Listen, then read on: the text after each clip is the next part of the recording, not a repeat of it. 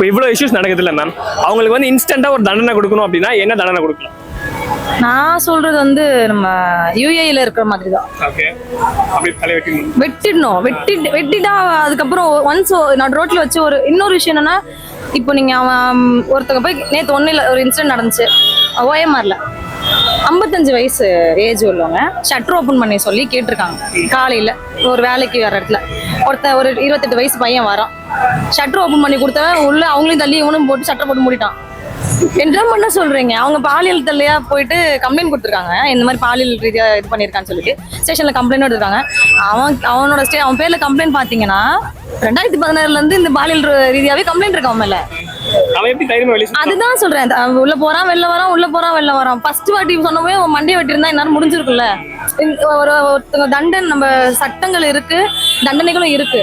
அவன் என்ன பண்றான்? ஜெயிலுக்குள்ள போறான், நல்லா சாப்பிடுறான், வெளில வரான், வக்கீல் எடுத்து கொடுத்துடுறாங்க, நல்லா காசு கொடுத்து எதோ பண்ணி வெளில வந்துடுறாங்க. அவ்வளவுதான். சட்டங்கள் வந்து இன்னும் கடுமையாக்கப்படணும், அதை தொடரணும். என்னைக்கோ பேசிட்டே இருந்தா மட்டும் பத்தாது. சட்டத்தை அவங்கவுங்க ஆபீசர் கையில கொடுத்தாலே அவங்க வேலை பார்ப்பாங்க. நம்ம இப்போ எப்படி எனக்கு தெரியல, பட் வந்து நான் வந்து என்னுடைய ஒப்பீனியன் நான் காதுல கேட்கறது அது வந்து எப்படி இருக்குன்னா, நம்ம எல்லாமே ஒரு ஹையர் அப்ஸ்ட போய் நம்ம பெர்மிஷன் வாங்குற மாதிரி தான் இருக்கு அப்படின்ற மாதிரியே நான் வந்து போனோம்னா கம்ப்ளைண்ட் கொடுக்குறோம், எஸ்ஐட்ட சொல்றோம், மேம் சார் வரணும், எஸ்ஐ இன்ஸ்பெக்டர் வரணும்ன்றாங்க. அவங்கள்ட்ட பேசும்போது மேலதிகாரி வரணும்ன்றாங்க. இப்படி ஒரு ஒரு ஒரு பிரச்சனையை சால்வ் பண்றதுக்கு எங்கெங்கயோ போக வேண்டியதா இருக்கு.